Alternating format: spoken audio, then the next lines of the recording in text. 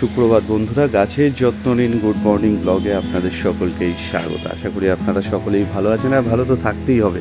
আপনার গাছকে ভালো রাখতে গেলে আপনাকেও ভালো থাকতে হবে।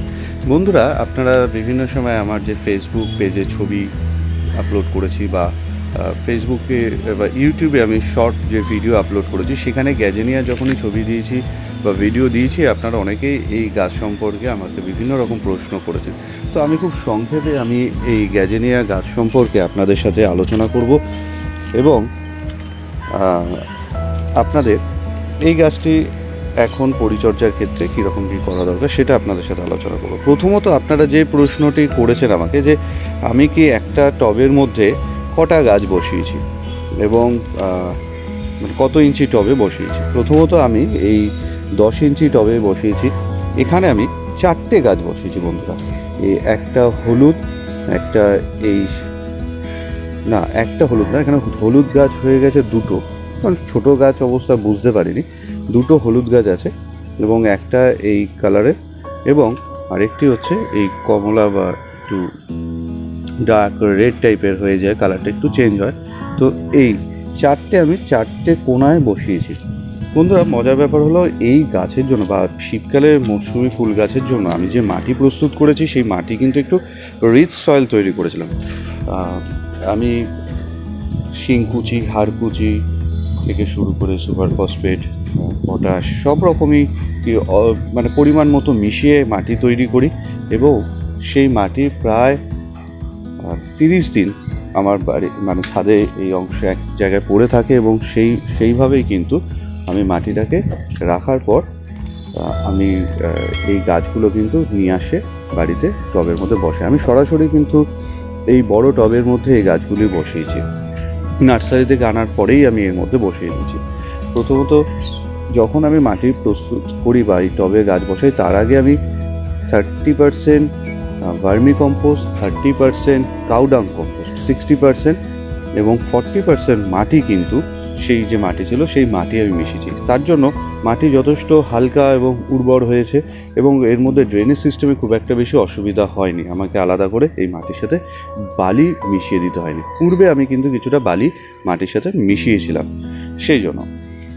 আর বন্ধুরা, আলাদা করে কিন্তু আমি এর মধ্যে খুব একটা বেশি খাবার দিইনি।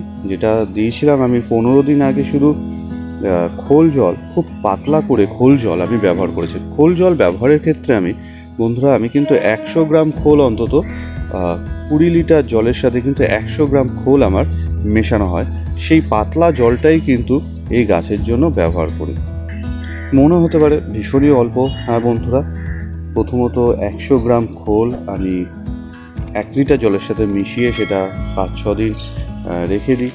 সেটা একটু পচে গেলে তারপর সেই খোল জলটা অন্তত 15 থেকে 20 লিটার জলে কিন্তু অন্তত মিশিয়ে আমি খুব পাতলা করে সেই গাছে প্রয়োগ করেছি, এবং তার রেজাল্ট। আর আমার মনে হয় যে ফুল আসার পরে আর আলাদা করে খোল জল প্রয়োগ করার কোনো দরকার নেই। আমি কিন্তু এই গাছে আর এখন খাবার কিছু দেব না। খুব অল্প পরিচর্যার মধ্যে কিন্তু এই গাছটি ভালো থাকছে। হ্যাঁ বন্ধুরা, এবারে একটা জিনিস আপনাকে দেখতে হয়, বা আমিও মাঝে মধ্যে দেখি, যে নিচের দিকে যে পাতাগুলি থাকে অনেক সময় এইভাবে হলুদ হয়ে যাচ্ছে, পচে যাচ্ছে, নষ্ট হয়ে যাচ্ছে। আমি কিন্তু সেগুলি ছিঁড়ে গাছ থেকে কিন্তু বাদ দিয়ে দিই, কারণ এটার মধ্যে ফাঙ্গাস লেগে থাকতে পারে, তো অন্যান্য পাতাগুলো এফেক্ট হতে পারে। আর যেটা হওয়ার চান্স থাকে একদমই, সেটা হচ্ছে নিচে একদম মাটির সাথে যে পাতাগুলি লেগে আছে, যদি সেরকম থাকে, তো সেক্ষেত্রে অতিরিক্ত জল থাকলে, মাটি ধরে থাকলে সেই পাতাগুলি নষ্ট হতে পারে।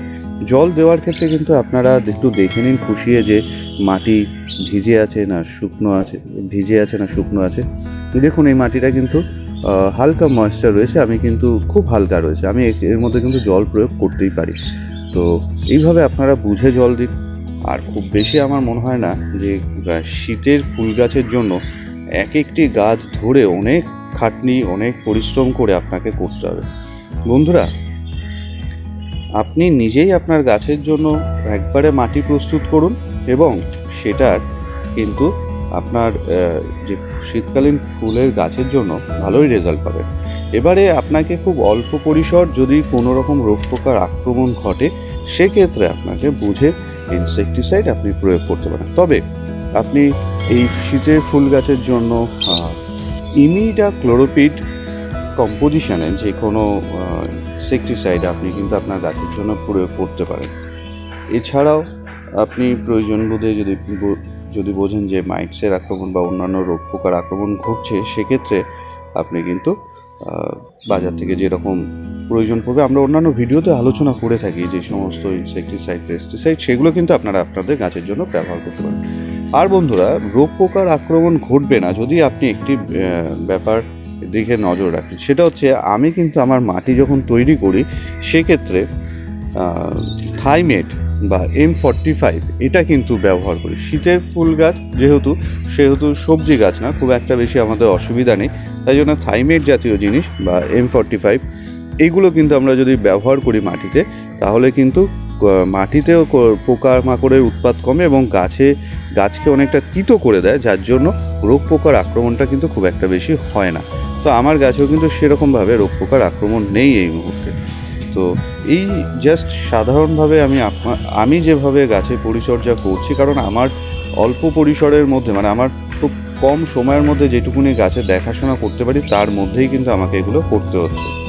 তো বন্ধুরা, আপনাদের যদি ভিডিওটি ভালো লাগে বা আরও যদি কোনো প্রশ্ন থাকে, সেটা আপনারা করতে পারেন, আমি আপনাদের কমেন্টের উত্তর দেওয়ার চেষ্টা করব। তো ছোট্ট অল্প সময়ের মধ্যে ভিডিওটা আমি এখানে শেষ করছি। ধন্যবাদ, ভালো থাকবেন, আবার নতুন এপিসোডে দেখা হবে। তবে তার আগে বলে রাখি যে 1 জানুয়ারিতে, অর্থাৎ 1 জানুয়ারিতে আমার কিন্তু এই গার্ডেনিং ওভারভিউ আসছে আপনাদের জন্য।